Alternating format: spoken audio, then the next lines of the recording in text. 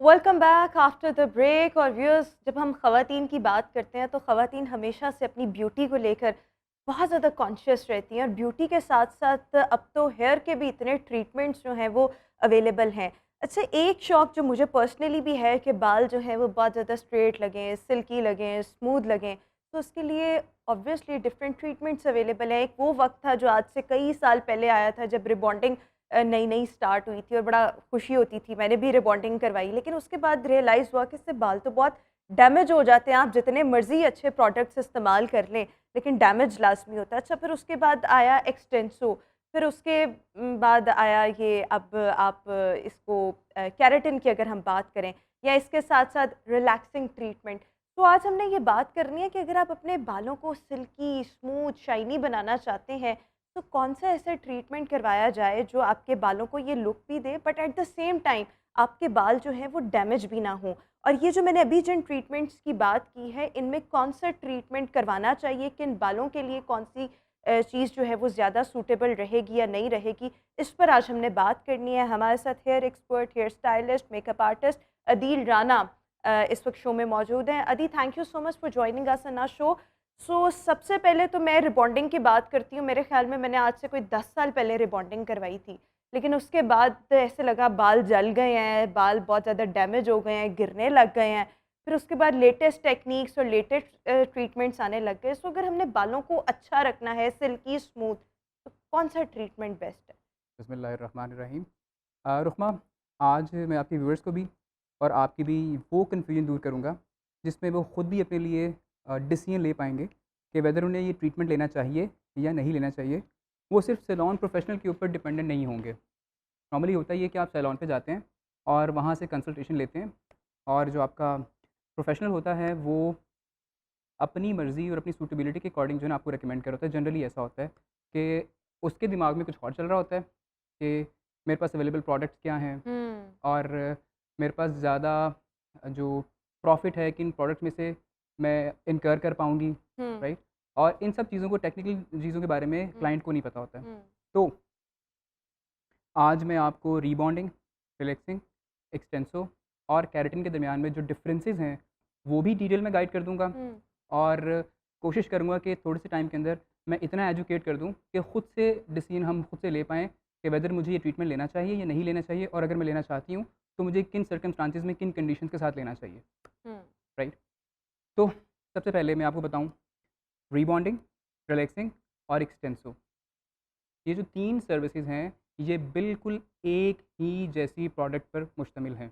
Rebonding, relaxing and Xtenso, Xtenso, तीनों एक ही चीज़ है। तीनों का जो एक्टिव इंग्रीडिएंट है, हुँ, राइट, दैट इज़, अब एक थोड़ा डिफ़िकल्ट सा नाम है, I don't want to make blind with the science, लेकिन मैं बताता हूँ फिर भी, क्योंकि मेरे नज़दीक ये ज़रूरी है।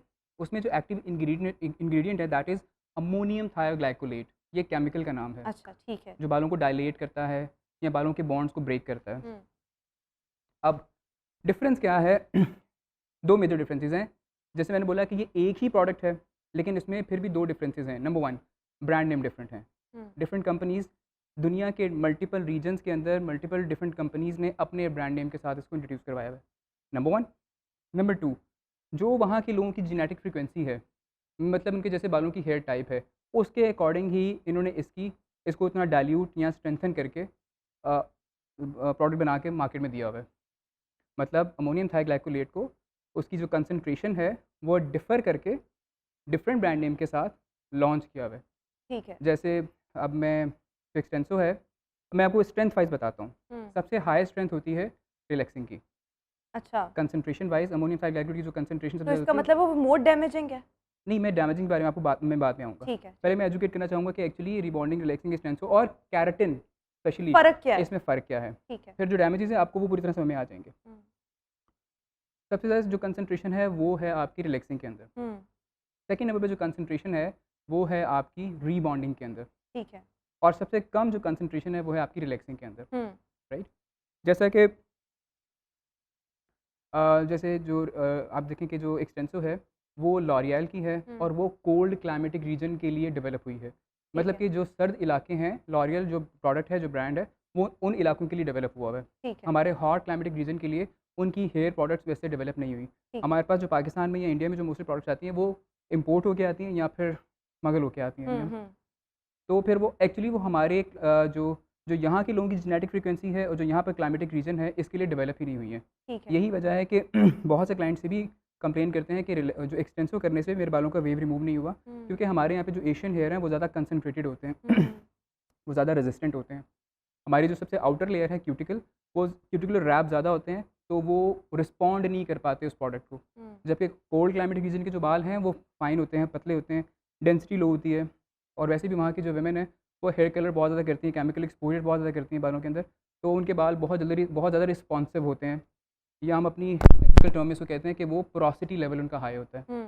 आई विश कि सारी बातें मैं समझा पा रहा हूँ। हाँ, थोड़ी-थोड़ी समझ आ रही है, लेकिन मेरे ख़्याल में हम लेमैन के लिए थोड़ा-सा लैंग्वेज जो है और अल्फ़ाज़ जो हैं वो बड़े सिंपल हाँ, से मैं रखें। एग्ज़ैक्टली, तो वो जो मैं टेक्निकल टर्म यूज़ कर रहा हूँ पोरोसिटी, इसका मतलब है भुरभुरापन। हुँ, बालों में जब भी हम कोई केमिकल एक्सपोज़र देते हैं, तो उससे बालों में भुरभुरापन आ जाता है।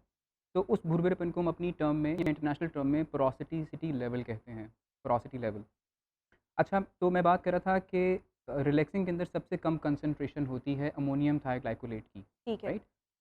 वैसे ये सभी प्रोडक्ट्स सेम केमिकल के ऊपर बेस हैं, हुँ, डिफरेंट कंसंट्रेशन और डिफरेंट ब्रांड नेम्स के साथ। ठीक है। तीनों का जो प्रिंसिपल है, जो उसूल है काम करने का बालों के ऊपर, वो एक जैसा ही है। हुँ, तीनों प्रोडक्ट्स क्या करती हैं कि आपके बालों के जो बॉन्ड्स हैं, केमिकल बॉन्ड्स हैं, उसको ब्रेक करती हैं, हुँ, और फिर हम स्टाइलिस्ट उन ब्रोकन बॉन्ड्स के साथ बालों को हीट देके शेप अप करते हैं अपनी मर्ज़ी की शेप में। चाहे हम उसको स्ट्रेट कर लें, चाहे कर्ली कर लें, चाहे वेवी कर लें, व्हाटएवर शेप वी वांट। उसके बाद हम उसी शेप के अंदर उन्हीं बॉन्ड्स को न्यूट्रलाइज़ कर देते हैं कि वही डीबॉन्डेड हेयर रीबॉन्ड हो जाते हैं, ठीक है। राइट? हाँ। इसीलिए एक ब्रांड ने इसको रीबॉन्डिंग का नाम भी दिया है, जो कि बहुत मशहूर हुआ, हुँ, हुँ। जिसने एक्चुअली ये सब के सब रीबॉन्ड ही हो रहे होते हैं, राइट? सही, लेकिन वो हर ब्रांड ने किसी ने एक्सटेंसो दे दिया, किसी ने केराटिन कह दिया, किसी ने रिलैक्सिंग। यस, तो यस। आप यही कह रहे हैं कि इसमें जो है अमोनियम थायोग्लाइकोलेट, अमोनियम थायग्लाइकोलेट थायोग्लाइकोलेट या थायोग्लाइकोलेट, वाह! सही ले लिया नाम। अच्छा, इसकी कॉन्सन्ट्रेशन कम या ज़्यादा होती है, चीज़ें ये अंदर सारी सेम है। सेम है। लेकिन देखें, ये यही बात है ना कि जब हम सैलून्स पर जाते हैं, तो वो कहते हैं अच्छा रिबॉन्डिंग करवा लें, फिर अच्छा ये कहा जाता है नहीं केराटिन करवा लें, वो आजकल सबसे ज़्यादा ट्रेंड में, आपके बाल एग्ज़ैक्टली। कम डैमेज होंगे।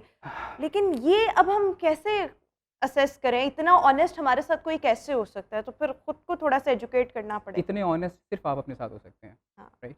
हाँ, अगर कोई प्रोफ़ेशनल बहुत अच्छा है, वो ऑनेस्ट हो सकता है। आई नो सम प्रोफ़ेशनल्स जो कि बहुत ऑनेस्ट हैं इस बारे में, वो हुँ, ऑनेस्टी से काम लेते हैं, and they are doing very good business out of that, hmm, right? तो मेन टॉपिक की तरफ आते हैं। अब मैंने 3 प्रोडक्ट्स का मैंने नाम ले लिया, जो कि बहुत मशहूर हैं, रीबॉन्डिंग, रिलैक्सिंग और एक्सटेंसो। मैंने ये भी बता दिया कि सेम टेक्नोलॉजी है, इसमें सेम एक्टिव इंग्रीडिएंट है with different concentration levels hmm, and with different brand names, that's it. सही। ये एक चीज़ ही हुँ, है। हुँ, जो दूसरी टेक्नोलॉजी है that is keratin. Hmm, keratin entirely different technology है। अच्छा, केराटिन जो है वो आपके बालों के बॉन्ड्स को ब्रेक नहीं करता है। ठीक है। Actually our hair are composed of keratin. Hmm, hmm, keratin is a protein. Protein, हमारे बाल, हमारे नाखून, हमारी स्किन जो है वो हुँ, केराटिन से मिलके बनी है। ठीक है। तो हम वो जो केराटिन प्रोडक्ट है वो इटसेल्फ केराटिन है, बट उसके साथ-साथ उसमें थोड़ा-सा उसमें ऐड कर दिया जाता है फ़ॉर्मेलिन, हुँ, फ़ॉर्मेल्डिहाइड वगैरह उसमें हुँ, कुछ ऐड कर दिया जाता है, जो कि स्ट्रेटनिंग में बाद में हेल्प करता है हुँ, आपको। हुँ।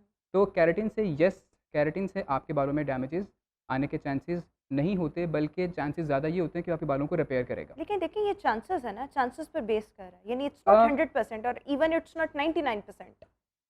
देखिए 100% तो फिर अब मैं सिर्फ़ अल्लाह की ज़ात ही हो सकती है, हुँ, 99% जो है ना वो तक ही रहना चाहिए। क्योंकि कोई ना कोई एरर हो सकता है, लेकिन उसके चांसेस बहुत कम होते हैं या डैमेजेस उससे नहीं आते हैं। एक्चुअली केराटिन बालों को रिपेयर ही करता है। देखिए आप आपके पास जब भी कोई आता है कि हम मतलब मोस्टली ख़वातीन ये कह रही होती हैं कि हमें बाल सिल्की चाहिए, हमें बाल स्मूथ चाहिए।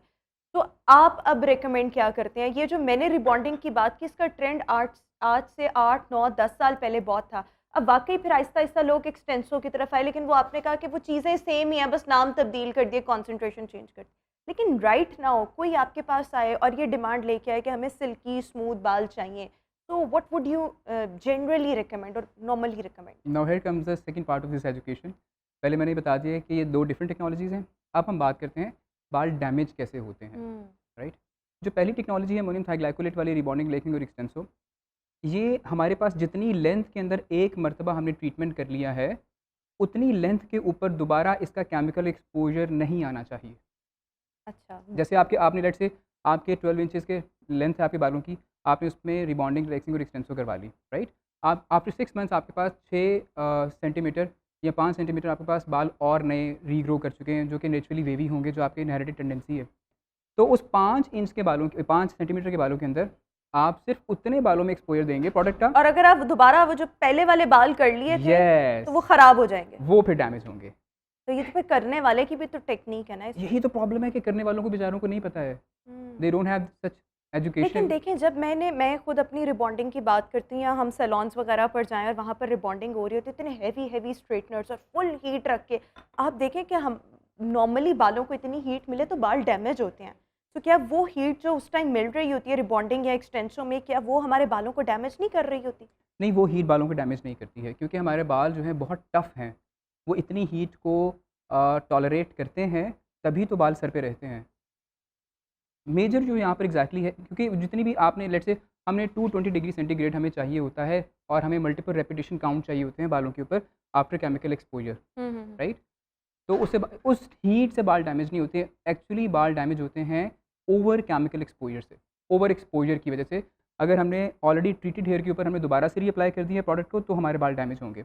लेकिन अगर ग्रोन हेयर पे, न्यूली ग्रोन हेयर के ऊपर हमने सिर्फ उतने एरिया पे एक्सपोजर दिया है, सिर्फ उतने एरिया पे ट्रीटमेंट दिया है, तो हमारे बाल कभी भी डैमेज नहीं होंगे। अच्छा, ये तो आपने बड़ा अच्छा इन तीनों चीज़ों को बड़ा अच्छे से एक्सप्लेन कर दिया। मुझे भी इसकी अंडरस्टैंडिंग हो गई एंड आई एम श्योर कि जितने भी लोग इस वक्त हमें देख रहे होंगे, सबको इसका डिफरेंस पता लग गया होगा। लेकिन मैंने एक और चीज़ नोट किया कि मैं अगर अपनी बात करूँ तो मेरा रिबॉन्डिंग के साथ एक्सपीरियंस कोई इतना अच्छा नहीं रहा था। लेकिन मैंने ऐसे लोग देखे हैं जो 6-6, 7-7 दफ़ा हुँ। भी रिबॉन्डिंग करवा लेते हैं और उनके बाल जो हैं वो टस से मस नहीं होते, वैसी ग्रोथ, वैसे ही हैवी बाल, हेल्दी बाल। तो ये क्या होता है? कुछ लोगों के बाल नेचुरली ऐसे होते हैं या ये करने वाले का कमाल होता है, क्या होता है? मेरे ख्याल में नेचुरल भी तो दो होता है। चीज़ें होती हैं, बायोलॉजिकल इन्फ्लुएंसिंग फैक्टर्स, कि आप किन चीज़ों को लेके पैदा हुए हैं।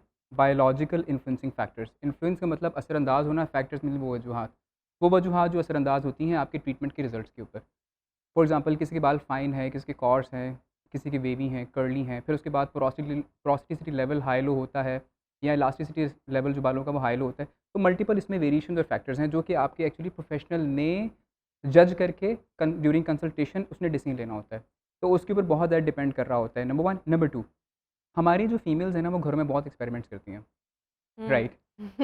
मतलब मैंने तो ऐसी-ऐसी ख़वातीन भी देखी हैं जो घरों में रिबॉन्डिंग और यस, एक्सटेंसो भी कर लेती ये हैं। हाईली टेक्निकल, बहुत ज़्यादा टेक्निकल स्किल है ये, ठीक है? इसको आप घर में नहीं कर सकते हैं। अगर कोई कर लेता है तो ठीक है, उसका फ्लूक हो गया, उसका लग गया, बेचारे का तुक्का लग गया। उसके वर्जिन हेयर होंगे, उसने कोई केमिकल एक्सपोज़र नहीं होगा, उसने ट्रीटमेंट किया होगा, उसका हो गया होगा। लेकिन सेकंड, थर्ड अटेम्प्ट के ऊपर घर में आपको डैमेजेस आएँगे, हुँ। राइट? यानी कि वर्जिन जो हेयर होते हैं, इसमें कोई केमिकल एक्सपोज़र नहीं है, उसमें कन्फर्म बहुत ज़्यादा शाइनी स्मूथ रिज़ल्ट आएगा ही आएगा। सेकंड अटेम्प्ट के ऊपर आपके प्रोफेशनल को सिर्फ रीटच करना होता है, पूरे बालों में नहीं करना होता है। नॉर्मली हमारे जो क्लाइंट्स हैं वो भी ये करते हैं, नहीं मैं आपको प्राइस पे करूँ, आप सारे बालों में करें। तो हुँ। समटाइम वो ज़बरदस्ती भी करवा लेते हैं। अच्छा, और ये नहीं पता कि वो उल्टा नुकसान होगा। नुकसान हो रहा पैसे होता है दे वो। के आप नुकसान खरीद रहे हैं। Yes, yes, yes. हुँ। अच्छा, अब मज़े की बात, केराटिन में ऐसा नहीं है। केराटिन में आप एवरी टाइम पूरे बालों में एक्सपोज़र दे सकते हैं। अच्छा, ये अब केराटिन, ये बाकी चीज़ों को तो बता दिया आपने, ये केराटिन को थोड़ा-सा करें क्योंकि मतलब ऑब्वियसली मेरे भी बालों में रोज़ाना या तो ब्लो ड्राई होते हैं या स्ट्रेटनर लग रहा होता है। So a lot of people around me says कि आप अपना केराटिन ट्रीटमेंट करवाएँ। सो कुछ लोग उसमें से होते हैं कि नहीं, केराटिन क्या करवा के करना है, वो यही चीज़ें हैं, घर में फलाँ-फलाँ चीज़ इस्तेमाल करो, ठीक हो जाएँगे। सो मैं ये जानना चाह रही हूँ कि केराटिन बेसिकली होता क्या है? और ऑब्वियसली ये कितना डैमेज करता है या कितना डैमेज नहीं करता, कितना सेफ़ है? ये सारी चीज़ें केराटिन बताएँ। बालों को डैमेज नहीं करता है, बिल्कुल भी नहीं वो करेगा। डैमेज नहीं करता हुँ, है। हुँ। आपके बाल डैमेज हो सकते हैं रिबॉन्डिंग, रिलैक्सिंग और एक्सटेंसिव से, ओवर एक्सपोज़र की वजह से। केराटिन को आप 3, 4, 5 टाइम भी रीअप्लाई कर सकते हैं पूरी लेंथ के ऊपर, आपके बालों में डैमेजेस नहीं आएँगे। बिल्कुल ठीक। हाँ, केराटिन टोटली सेफ़ है। लेकिन एक प्रॉब्लम और है ना, बहुत से प्रोफ़ेशनल जो हैं, वो केराटिन का कह के अगेन रिबॉन्डिंग, रिलैक्सिंग, एक्सटेंसिव कर रहे होते हैं। तो ये अब हमें कैसे पता लगे? यस। अच्छा, रिबॉन्डिंग, रिलैक्सिंग और एक्सटेंसिव का जो अब आह, इन दोनों के ऑर्डर में बहुत फ़र्क है, उनकी जो स्मेल है उसमें बहुत ज़्यादा डिफरेंस है। हुँ। रिबॉन्डिंग, रिलैक्सिंग और एक्सटेंसिव का जो ऑर्डर है वो टोटली डिफरेंट है। माइट बी जो बहुत पुराने स्ट्रेटनिंग करने वाले हैं उनको शायद वेला स्ट्रेट याद होगी, राइट? हुँ, तो जो वेला स्ट्रेट की जो ऑर्डर था, जो पंजेंट ऑर्डर है, हुँ, राइट? वो सेम ऑर्डर होता है रिबॉन्डिंग, रिलैक्सिंग और एक्सटेंसो की प्रोडक्ट्स का। कंसंट्रेशन कम ज़्यादा होने की वजह से वो ऑर्डर कम ज़्यादा हो जाता है, लेकिन केराटिन का वो ऑर्डर कभी भी नहीं होता, हुँ, राइट? सही। केराटिन का ऑर्डर सो जब आप स्मेल से जज कर सकते हैं, लेकिन फिर इसके लिए तो आपने पहले रिबॉन्डिंग अभी सूंघ के देखा होना इसकी कैसी है। लेकिन येस, आप जैसे जो नहीं, आप अपने प्रोफेशनल्स हैं वो पहचान सकते हैं, नहीं, रिकॉग्नाइज़ कर प्रोफ़ेशनल सकते पहचान हैं। सकते हैं। इवन आप अपने जो आपके स्टाइलिस्ट है, जो आपके हेयर स्टाइलिस्ट है, जो फीमेल स्टाइलिस्ट है, मेल स्टाइलिस्ट, आप उनसे रिक्वेस्ट कर सकते हैं कि मुझे दोनों प्रोडक्ट्स का जो फ्यूम्स हैं, मुझे बताओ वो कैसे हैं। हुँ, उसका जो ऑर्डर है मुझे स्मेल करवाओ। आप उनसे रिक्वेस्ट कर सकते हैं। I think this is their responsibility कि वो चेक करवाएँ, उसका ऑर्डर आपको चेक करवाएँ, और ताकि आप ये अश्योर कर सकें, हाँ, दोनों की स्मेल डिफरेंट है, हुँ। राइट? तो आप अपने ऊपर वो प्रोडक्ट अप्लाई करवाएँ, ईज़ी हो अच्छा, गया। जब कोई भी केराटिन करवाता है सो उसके रिजल्ट्स कितने अरसे तक रहते हैं और फिर उसके फ़ायदे क्या होते हैं हमारे बालों के लिए? यानी एक तो आउटर अपीयरेंस अच्छी हो गई ना, टेक्सचर अच्छा हो गया, लेकिन ऑब्वियसली कुछ ऐसी चीज़ें होती हैं जो बालों को रिपेयर कर रही होती हैं, वो हमें नहीं पता लग रही होती, तो वो हुँ। वाले बेनिफिट्स भी बताइएगा। देखिए, रिबॉन्डिंग, रिलैक्सिंग और एक्सटेंसो ना, वो तो परमानेंट चेंज लेके आता है बालों में। हुँ। जिनकी जिस लेंथ के एंड फॉर अंदर हाउ लॉन्ग?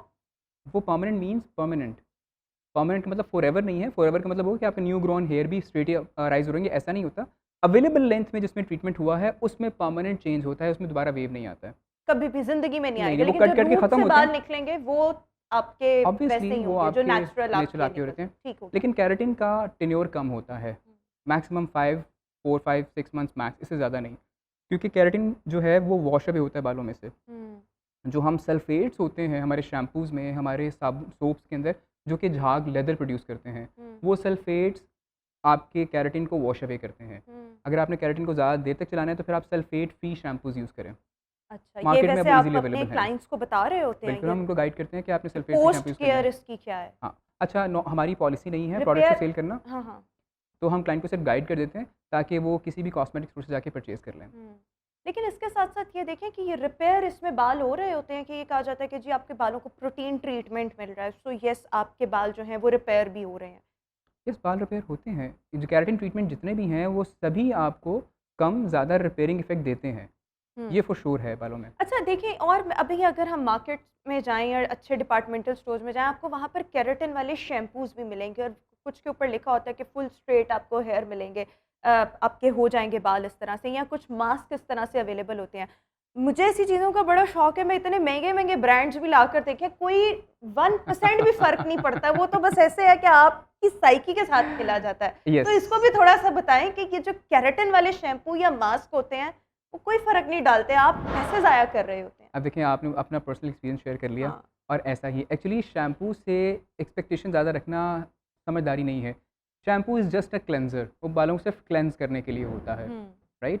सिर्फ उसका पीएच लेवल डिफरेंट हो सकता है, राइट? जिसमें वो कम अल्कलाइन, सॉरी, कम एसिडिक होगा या ज़्यादा एसिडिक होगा, राइट? तो वो बालों के टेक्सचर के अकॉर्डिंग, बस दैट्स, इससे ज़्यादा उसमें आप ज़्यादा एक्सपेक्टेशन नहीं कर सकते। हाँ, मल्टीपल ब्रांड्स आर देयर जो एक्सट्रैक्ट्स ऐड करते हैं, लेकिन मैं अपनी प्रोफेशनल प्रैक्टिस जब से कर रहा हूँ, मेरे नज़दीक वो एक्सट्रैक्ट सिर्फ वो 5 मिनट का एक्सपोज़र को बहुत ज़्यादा काम कर नहीं पाते। हुँ, हाँ, जिन शैम्पूज़ के अंदर प्लस कंडीशनर होता है, उसमें इमोलिएंट्स होते हैं या फैटी एसिड्स होते हैं, जो बालों के इर्द-गिर्द या बालों के जो शाफ्ट के अराउंड जो है, वो अपनी एक थिन फ़िल्म दे देते हैं, जिस वजह से आपको मैनेजेबिलिटी में आसानी आपको फ़ील होती है। ये प हो सकता है, लेकिन इसमें बाकी सब फैंसी बातें हैं मेरे नज़दीक। As per hmm. My experience वो सब फैंसी है। शैम्पू वगैरह कुछ नहीं करते। शैम्पू जस्ट क्लेंज़र है, क्लेंज़ करने के लिए, साफ़, नीट करने के लिए बालों को। और देखें, बाज़ लोग जो हैं उनको दिल करता है कि हमारे बिल्कुल डेड स्ट्रेट सिल्की वाले बाल हों, अच्छे हो जाएँ बाल और इस तरह से। तो जब वो आप जैसे प्रोफ़ेशनल्स के पास आते हैं तो क्या आप उन्हें गाइड करते हैं? यानी नॉर्मली आप केराटिन रिकमेंड कर रहे होते हैं, या ऑब्वियसली उनको बहुत डेड स्ट्रेट चाहिए तो वो रिबॉन्डिंग से आ रहे होंगे, सो आप उनको ऑनेस्टली बता देते हैं? बिल्कुल, अगर हम ऑनेस्ट नहीं बताएँगे, तो हम वो रिज़ल्ट्स उनको दे ही नहीं पाएँगे। हम प्री कमिटमेंट पहले करना ज़रूरी है। एथिकली, प्रोफ़ेशनली, किसी भी प्रोफ़ेशनल के लिए व्हाइल कंसल्टेशन क्लाइंट को गाइड करना ज़रूरी है कि आपके जो रिज़ल्ट्स हैं वो एक्सपेक्टेड कैसे होंगे, कितने परसेंट रिज़ल्ट्स आपके स्ट्रेट में होंगे या शाइनी, आपके बाल जो जैसा टेक्सचर आप चाह रही हैं, वैसा टेक्सचर आपको मिलेगा या उसमें कितना परसेंट कॉम्प्रोमाइज़ होगा। क्योंकि हर बाल बिल्कुल शाइनी नहीं हो सकता है। हुँ, क्योंकि हर बाल के अंदर, अगर किसी फीमेल के बालों में केमिकल एक्सपोज़र या होम एक्सपेरिमेंट्स बहुत ज़्यादा हैं, तो वो वर्जिन हेयर वाली जो रिज़ल्ट्स हैं वो एक्सपेक्ट नहीं कर सकते हम। हुँ, वो लाना मुश्किल है, क्योंकि एक बाल ऑलरेडी पहले से डैमेज हो चुका है। हुँ। जहाँ पर डैमेज हैज़ बीन डन, तो फिर वहाँ पर आप वो बिल्कुल शाइनी हेयर ले ही नहीं सकते हैं, पॉसिबल ही हुँ। नहीं है। अच्छा, एक और चीज़ कि बहुत से लोग जब रिबॉन्डिंग या एक्सटेंसो वगैरह करवा लेते हैं तो उसके बाद मतलब अब जैसे मैं अब अपने घर में ही मेरे 1-2 शादियाँ थी, तो फिर बच्चियों का उसमें ख़्याल ये था कि हमें इसमें अगर हमने पहले रिबॉन्डिंग करवा ली, तो शादी वाले दिन हमारी स्टाइलिंग होगी, कर्ल्स होंगे, जूड़ा बनेंगे, तो हमारी रिबॉन्डिंग ख़राब हो जाएगी। तो क्या ऐसा होता है कि यानी हुँ। अगर आपने शादी से पहले बिफ़ोर योर वेडिंग आपने रिबॉन्डिंग करवा लिया, लेकिन उसके बाद जब आपने अपने वेडिंग डे पे ऑब्वियसली आपके डिफरेंट तरीके से बाल बनते हैं, तो वो आपके वेव्स रह जाएँगे या आपकी रिबॉन्डिंग का टाइम उसमें से कम होगा, ऐसा होता है वैसे? बिल्कुल भी ऐसा नहीं होता। जो बालों में चेंज आता है रिबॉन्डिंग, रिलैक्सिंग और एक्सटेंसो के बाद, अमोनियम थाइग्लाइकोलेट के एक्सपोज़र के बाद जो चेंज आता है वो परमानेंट चेंज होता है। आप उसके जो बाद मर्ज़ी कर लें, कर्ल्स कर लें, बन्स बना लें, वो वापस आप वॉश करेंगे, स्ट्रेट होंगे। यस, यस, यस, बिल्कुल ऐसा ही है, बिल्कुल ऐसा ही है। अगेन इसमें फिर जो है ना, आप जब भी ब्लो ड्राई, आयरन या कर्ल्स वगैरह करते हैं तो आपके बालों में एक टेम्परेरी चेंज आता है, हुँ, हुँ, हुँ। हीट की वजह से। देखिए, बड़ी छोटी सी एनालॉजी मैं आपको तो बड़ी मज़ेदार सी एनालॉजी है। घर में कपड़े इस्त्री किए हम सब हुँ, ने। हुँ, हुँ, हुँ। हम कपड़े इस्त्री करते हुए क्या होता है कि कहीं पर अगर हमारे पास सलवटें ज़्यादा हैं, रिंकल्स ज़्यादा हैं, तो हम उसको प्रेस करने से पहले उसको थोड़ा-सा मॉइस्चन करते हैं। हुँ, हुँ, हुँ, हुँ। छिड़काव देते हैं पानी का। फिर हम उसके ऊपर जब हम प्रेसिंग देते हैं, तो वो हम देखते हैं रिंकल्स वहाँ से जा चुके हुए हैं। हाँ, अच्छा, वो फाइबर्स हैं सारे के सारे कपड़े के अंदर, ये भी सब फाइबर्स हैं। एग्ज़ैक्टली ये वही वाला बिहेवियर है हमारे बालों का जो कि फैब्रिक का होता है, सही। राइट? आप जैसे ही उन बालों को उन कपड़ों को दोबारा रिवॉश करते हैं, रीमॉइस्चन करते हैं, वो वापस उसमें जितनी भी क्रीसेज़ होती हैं ख़त्म हो जाती हैं। हुँ। तो बालों के साथ एग्ज़ैक्टली वही सेम फिनोमेना है। बिल्कुल ठीक। और एक आखिरी सवाल, हमारे पास वक़्त की किल्लत है, जिन लोगों के बाल डैमेज हैं या रोज़ाना हीट एक्सपोज़र होता है या कुछ ना कुछ केमिकल एक्सपोज़र ज़्यादा है, अब वो अपने बालों को रिपेयर करना चाहते हैं, तो उसके लिए उनकी डेली रूटीन बालों को लेकर क्या होनी चाहिए या सैलून्स पर जाके किस किस्म के ट्रीटमेंट्स ले लेने चाहिए अगर आप बहुत ज़्यादा स्टाइलिंग वगैरह करवाते हैं? राइट। फ़र्स्ट ऑफ़ ऑल तो ये है कि आपके बालों में अगर ऑलरेडी पहले से डैमेजेस हैं और आपको ब्लो ड्राई आयरन स्ट्रेट करने होते हैं, जितनी प्रोफेशनल वुमेन है उन्हें करना होता है, वो अपने बालों के ऊपर हीट प्रोटेक्टेंट्स लाज़मी यूज़ करें। ठीक हीट प्रोटेक्टेंट सीरम आपको ईज़िली मार्केट में अवेलेबल होते हैं, वो यूज़ कर लें, या लीव इन कंडीशनर्स लाज़मी यूज़ करें। है। लीव इन लीव कंडीशनर। एक तो कंडीशनर होते हैं वाइल्ड शैम्पू, और एक लीव इन कंडीशनर होते हैं बालों के अंदर रहें वो, हुँ, हुँ, जो हुँ। आपको शैम्पू के बाद अप्लाई करने होते हैं, लीव इन ठीक है, ठीक है। कंडीशनर्स। ठीक। उसके बाद आपको जो सैलून ट्रीटमेंट्स हैं वो रीस्ट्रक्चरेंट्स हैं, जो रीस्ट्रक्चर करते हैं बालों को। हुँ। बहुत से हाइड्रोलाइज़्ड प्रोटीन्स हैं या केराटिन प्रोटीन्स हैं जो आपको हेल्प करती हैं इसमें, जिसमें आपके बालों की इलास्टिसिटी वगैरह, या आपके बालों की जो आप कह लें कि जो डैमेजेस को रिपेयर करने के लिए वो रीस्ट्रक्चरेंट जो है वो आपको हेल्प आउट करते हैं, और सैलून्स के पास ये सारे ट्रीटमेंट्स अवेलेबल होते हैं। और मेरे ख़्याल में हमेशा अच्छे सैलून का इंतख़ाब करना चाहिए। बिल्कुल ठीक है, आप अपना बजट भी देखें, बट स्टिल उसके साथ-साथ आपको अच्छी ऑप्शंस मिल जाएगी। ये नए-नए जो तजुर्बे होते हैं ना, ये मेरे ख़्याल में ये अपनी स्किन के साथ, बालों के साथ बिल्कुल नहीं करने चाहिए। नो, बट थैंक यू कभी भी नहीं। सो मच अदील राना हमारे साथ शो का हिस्सा माय थे और प्लेज़र। बहुत अच्छे तरीके से उन्होंने तमाम चीज़ों को एक्सप्लेन किया। केराटिन क्या है, एक्सटेंसो क्या है, रिलैक्सिंग क्या है, रिबॉन्डिंग क्या है और आपको क्या करवाना चाहिए। इसी के साथ अभी हम शो में एक ब्रेक शामिल करेंगे। Will see you after this short break. Welcome back after the break. और व्यूअर्स, इस वक्त अगर हम पाकिस्तान की मौजूदा मुआशी सूरत हाल की बात करें, सो ऑब्वियसली जो मुआशी सूरत हाल है इस वक्त हमारे मुल्क की, वो तो बहुत ज़्यादा ख़राब है। इकनॉमिक क्राइसिस बहुत ज़्यादा है, लेकिन इसके साथ साथ जो महंगाई है वो भी तारीख़ की बुलंद तरीन सतह पर पहुँच चुकी है। और वी डोंट नो कि इसको फुल स्टॉप लगना भी है, नहीं लगना, कहाँ पर आकर लगना है। लेकिन इस सब में हो क्या रहा है कि मुख्तलिफ इंडिविजुअल्स ज़हनी सेहत बहुत ज़्यादा मुतासर हो रही है, डिप्रेशन, एंजाइटी में बहुत ज़्यादा इजाफ़ा हो रहा है कि हमारे ख़र्चे कैसे पूरे होंगे, हम अपना जो मंथली सर्कल है वो कैसे रन कर रहे होंगे, मुख्तलिफ सवालात, मुख्तलिफ कंसर्न्स, मुख्तलिफ लोगों के इशूज़, ऑब्वियसली ये हर एक को जो है वो मुतासर कर रहे हैं। फ्रस्ट्रेशन बहुत ज़्यादा बढ़ती चली जा रही है। सो जब भी आप ऐसे किसी क्योस से गुजर रहे हैं या ये जो इकोनॉमिक क्राइसिस हैं, या ऑब्वियसली अगर आपके हालात या आपके माली हालात तंग हो रहे हैं, लेकिन इसमें आप अपने दिमाग को कैसे पीसफुल रख सकते हैं, कैसे काम रख सकते हैं, ऐसे में क्या स्ट्रैटेजीज़ हो सकती हैं, किस तरीके से हम इस इमोशनल और मेंटल ट्रॉमा से बाहर आ सकते हैं और करना क्या है, इस पर आज हमने बात करनी है। और हमारे साथ इस वक्त साइकोलॉजिस्ट सैरिश नूर शो में मौजूद हैं। सैरिश, थैंक यू सो मच। सैरिश, सबसे पहले तो मेरे ख्याल में जब हम इन्फ्लेशन की बात करते हैं, सब परेशान हैं, मैं भी परेशान हुँ। हूँ, आप भी परेशान हैं। अभी वैसे थोड़ा-सा पेट्रोल में हमें रिलीफ़ मिला है, लेकिन जितना इज़ाफ़ा हुआ है उसके मुकाबले में तो ये बिल्कुल अ, छोटा-सा एक रिलीफ़ है, ना होने के बराबर। तो ऑब्वियसली लोगों के हालात बहुत ज़्यादा ख़राब हो रहे हैं, आपकी मेंटल हेल्थ बहुत ज़्यादा कॉम्प्रोमाइज़ होती है। ऐसे में हमें क्या करना चाहिए? अच्छा देखिए, जब इकोनॉमिक क्राइसिस आता है किसी भी लेवल पे, डिफरेंट, जैसे कि लोअर क्लास है, लोअर मिडिल क्लास है, अपर क्लास है, तो हर क्लास के डिफरेंट कंसर्न्स होते हैं इससे रिलेटेड। जो बिल्कुल लोअर क्लास है उनको तो कंसर्न्स यही होते हैं, सबसे बड़ा अनएम्प्लॉयमेंट, उनको काम ही नहीं मिल रहा कोई करने को। जब काम ही नहीं मिल रहा तो उनके कंसर्न्स और हैं कि हम अपनी बेसिक नीड्स कैसे पूरी करेंगे। तो उनके साइकोलॉजिकल लेवल ऑफ डिस्टर्बेंस बिल्कुल डिफरेंट होगा as compared to upper middle class या अपर क्लास, जिनके कंसर्न्स ये हो सकते हैं कि अब हमें गाड़ी चेंज करने में थोड़ा वक्त लग जाएगा, अभी हम गाड़ी चेंज नहीं कर पा रहे, या फ़िलहाल जो है हमने अपनी कोई बेसिक कोई सर्जरी महंगी करवानी थी बाहर से, वो हम नहीं करवा पा रहे, या जो हमारी आउटिंग्स थी, गैदरिंग्स थी, उस पे फ़र्क पड़ गया, हमारी शॉपिंग पे फ़र्क मेरे पड़ ख्याल गया। में जो एलीट तबका होता है उनकी ये चीज़ें भी मुतासर नहीं हाँ, होती हैं, जो बिल्कुल। ट्रेडर्स होते हैं, जो बिजनेस वो कम्युनिटी बिल्कुल होती है। सिर्फ एक बिल्कुल माइनर सा तबका है जिनको बिल्कुल हम्म फ़र्क नहीं पड़ता। अदरवाइज़ पिछले कुछ अरसे में जो फ़र्क आया है इकोनॉमिक लेवल का, उससे पूरी क्लास शिफ्ट कर गई है।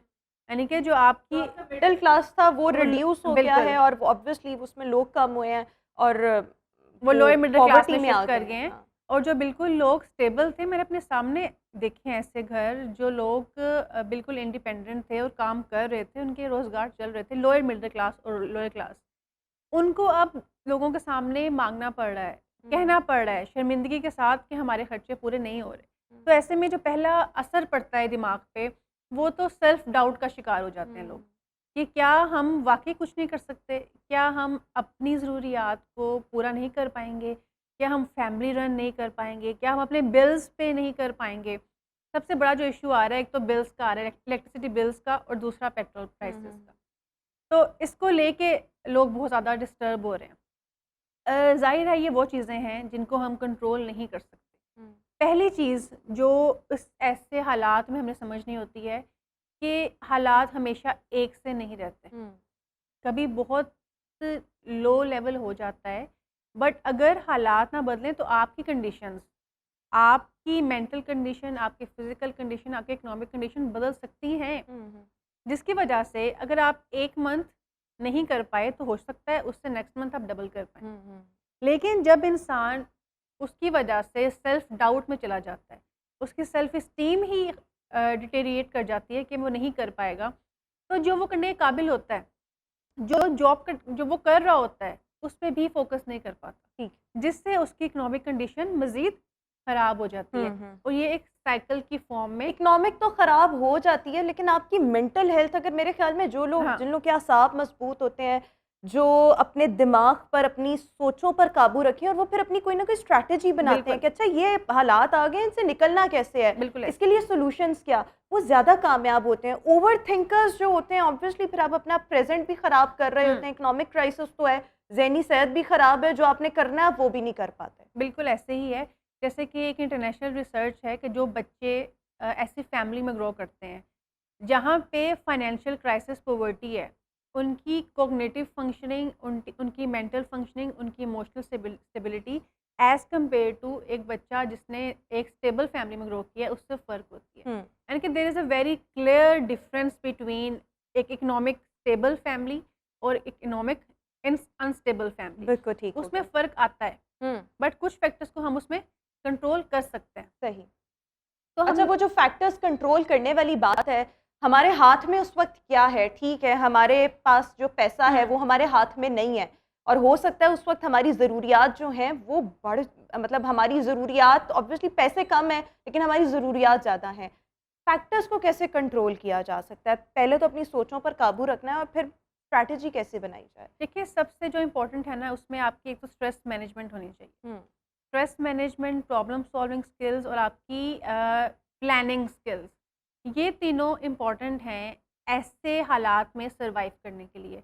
जिनकी स्ट्रेस मैनेजमेंट स्किल्स बेहतर होती हैं, पहले तो वो एक्सेप्ट कर पाते हैं कि yes we are in crisis, but crisis के सॉल्यूशंस होते हैं।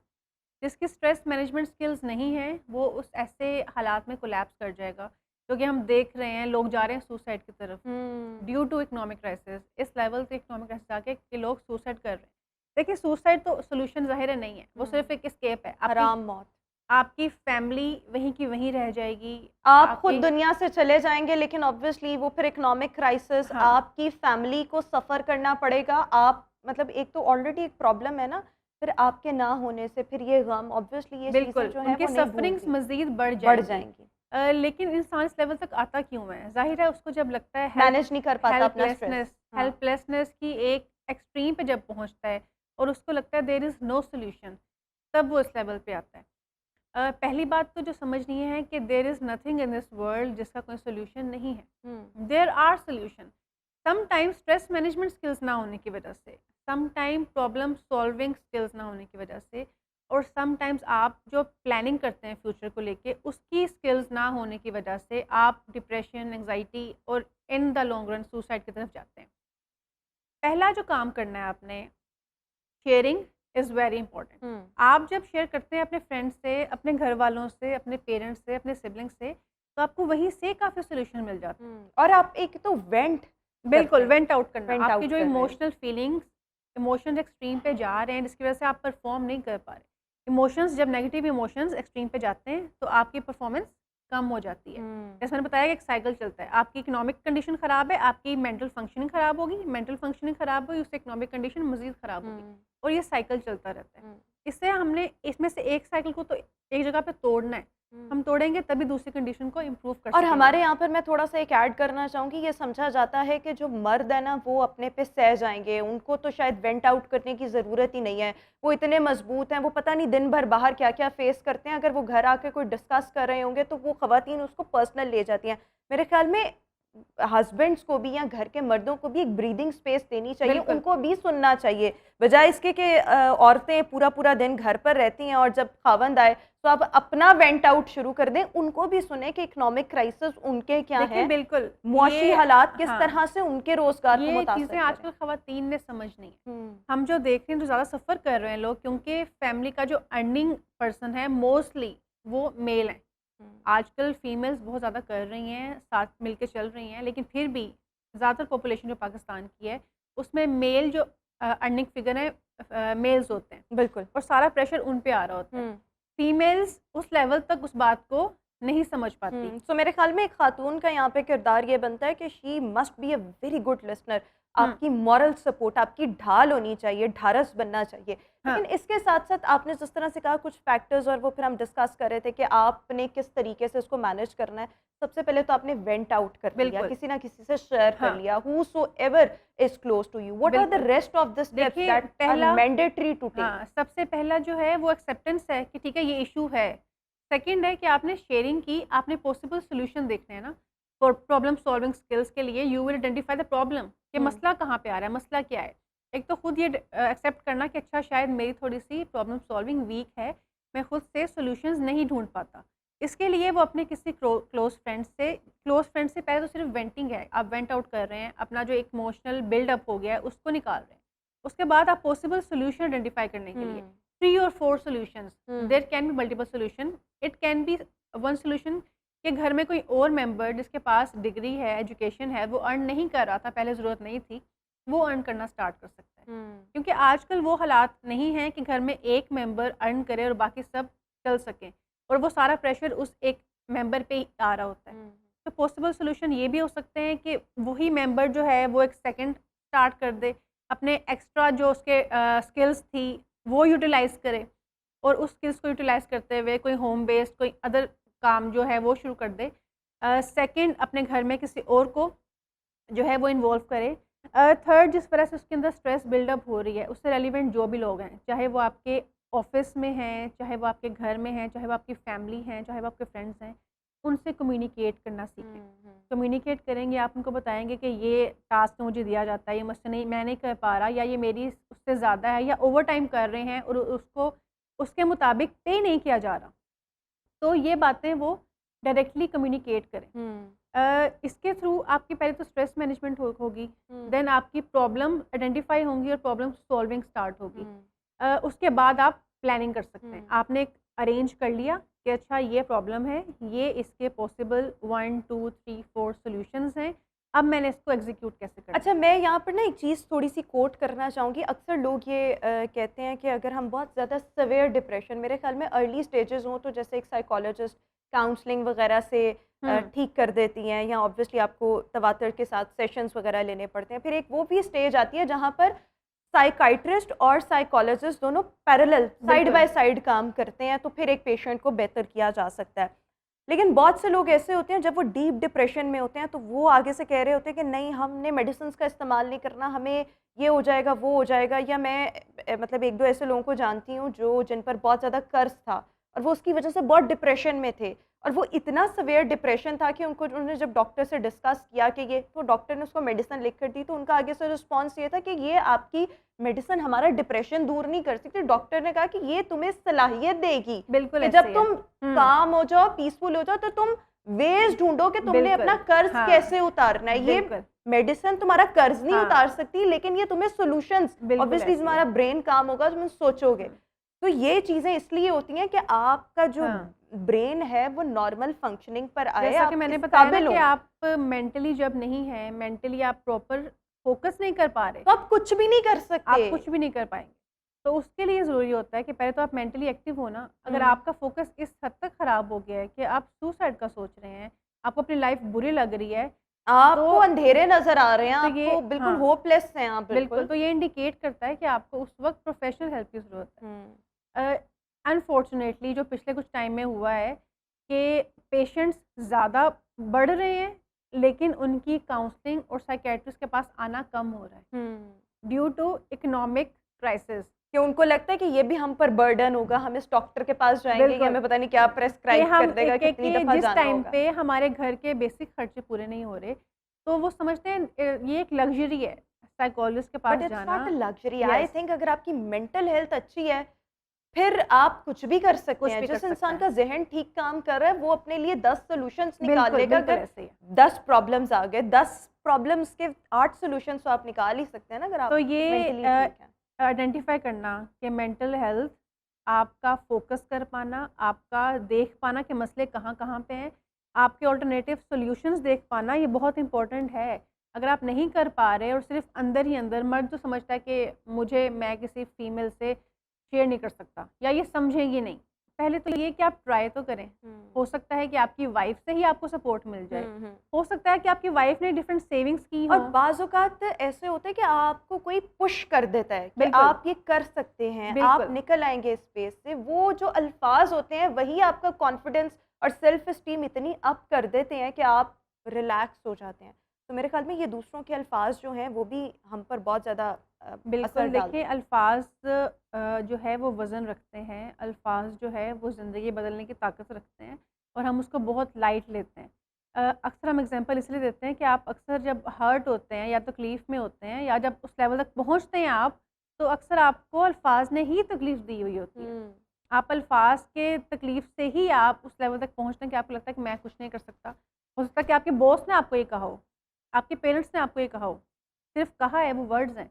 वर्ड्स ने ही आपको हर्ट किया, आप इस लेवल तक आए हैं कि मैं कुछ नहीं कर सकता। तो अगर किसी के वर्ड्स ने आपको उस लेवल तक पहुँचाया है, तो किसी और के वर्ड्स आपको उस लेवल से निकाल भी सकते हैं और एग्ज़ैक्टली। आप एक नॉर्मल फंक्शनिंग की तरफ अच्छा वापस आ देखिए, सकते हैं। जब इंसान ऐसे हालात से गुज़रा हो, पॉज़िटिव एनवायरनमेंट, पॉज़िटिव कंपनी में रहना ये कितना मैटर करता है? क्योंकि मैंने ऐसे लोग देखे हैं वो अगर किसी न किसी वजह से किसी स्ट्रेस का शिकार हैं, ऐसी कंपनी में वो बैठेंगे जहाँ पे हमेशा नेगेटिविटी ही डिस्कस हो रही होगी कि मुल्क के हालात नहीं ठीक है, इस मुल्क में तो रहना हुँ, ख़राब है, यहाँ तो कुछ हो नहीं सकता, आपकी नस्लें बर्बाद हो जाएँगी। जब आप ऐसी कंपनी में हाँ। रहेंगे, अल्टीमेटली वो आपको सॉल्यूशन बता रहे होते हैं कि आप ये मुल्क छोड़ जाएँ। लेकिन उनको ये नहीं पता, ऑब्वियसली चीज़ें बदल जाती हैं, आपके अपने अंदर कोई स्किल्स भी हो सकते हैं। तो ये कितना मैटर करता है कि आपकी कंपनी अच्छी हो, पॉज़िटिव लोग हों, पॉज़िटिव बात करने वाले देखिए, हों। बिल्कुल जैसे मैंने बताया कि अल्फ़ाज़ मैटर करते हैं। सिर्फ़ वर्ड सुनने से आपका सारा केमिकल जो है, जो रिलीज़ हो रहे हैं, वो बदल जाते हैं। हुँ। So if someone is telling you that you cannot do this, you cannot survive in this country, you cannot do anything in this country, तो आप वो यकीन करना शुरू कर देते हैं कि शायद हुँ। वाक़ई ऐसा है। आपका सबकॉन्शियस माइंड वो यकीन करता है, अल्टीमेटली वो मैनिफेस्ट हाँ, हो जाती हैं चीज़ें। बिल्कुल हालाँकि ज़रूरी नहीं कि हर बात जो की जाए, वो वैसी ही हो। तो अपना एनवायरनमेंट, अक्सर लोग जो मैं लोगों को मोटिवेट करती हूँ कि आप जब जॉब कर रहे हैं, तो अपने लिए वक़्त निकालें। अपनी फैमिली के लिए, अपने फ्रेंड्स जो आपके क्लोज़ पुराने फ्रेंड्स हैं, उनसे ज़रूर मिलें। तो अक्सर जवाब आता है कि मेरी जॉब बहुत हेक्टिक है, बहुत काम करना होता है, ये प्रेशर है मुझ पे तो मैं नहीं कर सकता। उस टाइम पे आप उसको अंडर एस्टिमेट करते हैं। हुँ। बट जब आप काम करते रहते हैं लाइक अ रोबोट, दिन-रात काम करते हैं और आपको कहीं से पॉजिटिव एनर्जीज़ नहीं मिल रही, सिर्फ एक नेगेटिव बातें सुन रहे हैं, उसके साथ काम करते जा रहे हैं, तो इवेंचुअली आपके अंदर एक प्रेशर बिल्डअप हो जाता है जो आपकी काम करने की सलाहियत को भी कम कर देता है और आप इन द लॉन्ग रन किसी मेंटल हेल्थ कंडीशन का शिकार हो सकते हैं। अच्छा, एक ये चीज़ कि मेरे ख्याल में इस तरह की सिचुएशंस में ये तो ठीक है, आप में इसमें थोड़े से लाइफ़स्टाइल चेंजेस आप लेकर आएँ। ऑब्वियसली जब फ़िज़िकल एक्टिविटी होगी, आपका ब्रेन जो है वो बेहतर तरीके से काम करेगा, आप लोगों से शेयरिंग करें, कम्युनिकेट करें, उनको अपने इश्यूज़ बताएँ, पॉज़िटिव एनवायरनमेंट। लेकिन इसके साथ-साथ ज़रा एक स्पिरिचुअली कनेक्ट होना, जो मर्ज़ी आपका मज़हब है, आप मुसलमान हैं, आप क्रिश्चियन हैं, आप हिंदू, बिल्कुल। अपने मज़हब के साथ और हाँ, अपने रब के साथ, अपने क्रिएटर के साथ, जो भी आपका आप जिसको भी मानते हैं, बिल्कुल ऐसे के ही है। साथ स्पिरिचुअली कनेक्ट होना, देखिए ये भी जिस मेरे ख्याल में तरह आपको हाँ, बहुत रिलीफ देता जिस है। तरह आपका एक बॉडी है और उसको खुराक चाहिए, उसको कुछ ना कुछ चाहिए सर्वाइव करने के, साथ आपकी एक सोल भी है, जिसको हम टोटली इग्नोर कर जाते हैं। हुँ, आम लाइफ में हम सिर्फ अपनी एक बॉडी की नीड्स पूरी कर रहे होते हैं हुँ, कि अच्छा इसको ड्रेसअप करना है, इसको फीड करना है, इसका ख्याल रखना है, इसके सोने का ख्याल करना है, but you have a soul as well. Hmm, तो उस सोल के लिए आप क्या कर रहे हैं? ये एग्ज़ैक्टली। आपने ज़रूर सोचना है। अगर आप उसको देखिए वो कुछ भी हो सकता है। हुँ, इट कैन बी एनीथिंग जो आपकी सोल को पीस दे। हाँ, वो कुछ टाइम के लिए अलग होके बैठ जाना भी हो वो सकता है। मेडिटेशन हो सकती है, बिल्कुल, वो आपकी कोई तस्बीहात हो सकती हैं, वो वैसे ही बातें करना हो सकता खुद है। से हाँ। हाँ, तो आप जब अलग होके बैठते हैं, खुद पे गौर करते हैं, अपनी क्रिएशन पे गौर करते हैं, अपने पर्पस पे गौर करते हैं, तो उससे ही आप एक रिलीफ़ मिलता है आपको। हुँ, तो वो बहुत ज़रूरी है और आपका रिलीजन वो तो इतना ब्यूटीफुल हमारा है और सबका रिलीजन तो बेसिकली पीस के लिए ही बनाया आया है ना, दुनिया में आया है कि आपको पीस दे सके, आपको गाइड कर सके। हम उससे गाइडेंस नहीं लेते। देखिए चाहे वो इस्लाम है, चाहे वो क्रिश्चियनिटी है, जो भी रिलीजन है वो पीस ही प्रमोट करता है। हुँ, तो अपने रिलीजन से अटैच होना, अपने क्रिएटर से अटैच होना, वो आपको एक सुकून देता है और आपको उसके बाद वेज़ नज़र आना शुरू होते हैं। Hmm, because there is always always a way. Hmm, but sometimes you can not see that way, hmm. जिसकी वजह से आप एक मायूसी के फेज़ में, आप एक डिसअपॉइंटेड होके और एक बिल्कुल डिप्रेशन के फेज़ में चले जाते हैं। अच्छा, एक अब क्विकली ज़रा हम चीज़ों को रैप अप कर लें, सम अप कर लें, बिकॉज़ हमारे पास वक़्त अब कम रह गया है। आप किसी भी परेशानी से गुज़र रहे हैं, इकोनॉमिक क्राइसिस से गुज़र रहे हैं, सो उसको अब हमने ऑब्वियसली सर पर सवार नहीं करना, अपने मेंटल पीस को बरकरार रखना है, दिमाग को हुँ, काम रखना है, स्टेबल रखना है। इसके लिए सबसे पहला स्टेप हमने क्या किया कि एक्सेप्टेंस, कि दिस इज़ द प्रॉब्लम, ये आ गई है। व्हाट बिल्कुल। Is going to be the next step is sharing. Sharing, अब वेंट आउट करना। हुँ, अगर प्रेशर हो गया तो सिर्फ़ शेयर करना, किसी से वेंट आउट कर देना। देन जो आपको लगते हैं पॉसिबल सॉल्यूशंस, वो किसी से बात करके मिल सकते हैं। आप खुद बैठ के देख सकते हैं कि मुझ में ये स्किल्स हैं, ये मेरी एजुकेशन है या ये स्किल मैं एक्वायर कर सकता हूँ। Hmm, it can be some online freelancing something hmm, जो आप एक्वायर कर सकते हैं या आपकी फैमिली में कोई बंदा आपको सपोर्ट कर सकता है। इस हुँ, तरह नहीं कि आपको उधार देके सपोर्ट कर सकता है। वो भी फाइनेंशियली ग्रो करके एक प्रोडक्टिव पार्ट बन सकता है सोसाइटी का। सब सॉल्यूशन आइडेंटिफाई करें, देन उसके एग्जीक्यूट करें उसको बिल्कुल ठीक। प्लानिंग करें हुँ, जो आपको और उस प्लानिंग का पार्ट ये भी होगा कि आप अपनी मेंटल हेल्थ को टाइम दें। देखिए समटाइम जब हम कहती हूँ कि मेंटल हेल्थ को टाइम दें तो दे रिस्पॉन्ड मी कि हमारे पास पैसे नहीं हैं उसके लिए हुँ। टाइम देने के लिए, हम महंगी-महंगी शॉपिंग नहीं कर सकते, हम मूवीज़ देखने नहीं जा सकते। तो ज़रूरी नहीं है कि आपने जब टाइम देना है आप तो वॉक आपने पर चले जाएँ, आप घर बिल्कुल, पर कोई अच्छी मूवी आप देख लें, आप कोई अच्छा मील, न्यूट्रिशियस मील, उसको आप एन्जॉय कर बिल्कुल, सकते हैं। आप फैमिली टाइम गुज़ारें, हुँ, आप मेडिटेट करें, आप वॉक करें, आप अच्छा म्यूज़िक सुनें, आप अपनी ही खूबियों पे और लाइफ़ की ब्लेसिंग्स पे गौर करें, it can be anything. And last but not the least कि स्पिरिचुअल कनेक्टिविटी, ये भी आपको बहुत ज़्यादा सहारा देती है। आपको मतलब ये वो चीज़ है स्पिरिचुअल कनेक्टिविटी कि बस आप अपने आप में एक फुलफिलमेंट फ़ील करते हैं। सेंस ऑफ फुलफिलमेंट जब आप में आ जाता है ना, तो फिर आपको कोई चीज़ ब्रेक नहीं कर सकती। किसी किस्म के कोई हालात जो हैं वो ब्रेक नहीं कर सकते। But thank you so much सेरिश थैंक यू। नूर, हमारे साथ शो में मौजूद थी। और येस, अगर अल्लाह ना करे ऐसी सिचुएशन आ जाए या आप ऑलरेडी ऐसी सिचुएशन से गुज़र रहे हैं, सो उसका इलाज जो है या उसके लिए स्ट्रैटेजी जो है वो इन पॉइंट्स के इर्द-गिर्द जो है वो बनाई जा सकती है। इसी के साथ व्यूअर्स, हमारा आज का शो जो है वो अपने इख्तिताम को पहुंचा है। इंशाल्लाह आपसे मुलाकात करेंगे अपने नेक्स्ट प्रोग्राम में। अपना बहुत सा ख्याल रखिएगा। मुझे दीजिए इजाज़त। अल्लाह हाफ़िज़।